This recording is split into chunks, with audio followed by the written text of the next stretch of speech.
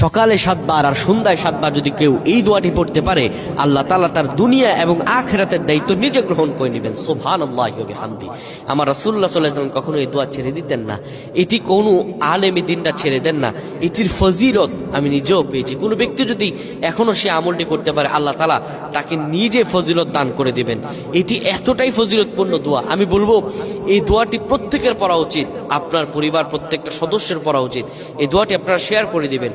আপনার যারা পরিবার পরিজন আছে প্রত্যেকের কাছে এই দোয়াটি আপনারা পৌঁছায় দিবেন। ইনশাআল্লাহুল আজিজ, আল্লাহ তাআলা অবশ্যই তাদেরকে রহম দান করবেন।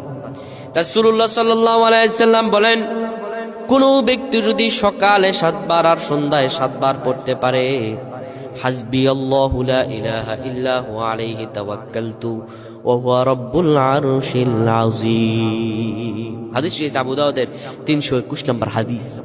রাসূলুল্লাহ সাল্লাল্লাহু আলাইহি ওয়াসাল্লাম বলেন, কোন ব্যক্তি যদি সকালে 7 বার আর সন্ধ্যায় 7 বার পড়তে পারে, আমার আল্লাহ তার দুনিয়া এবং আখিরাতের পেরেশানি দূর করে দিবেন। আল্লাহ তাকে এত পরিমাণে রিজিক দান করবেন ওই ব্যক্তি কল্পনা করতে পারবে না। সুবহানাল্লাহ।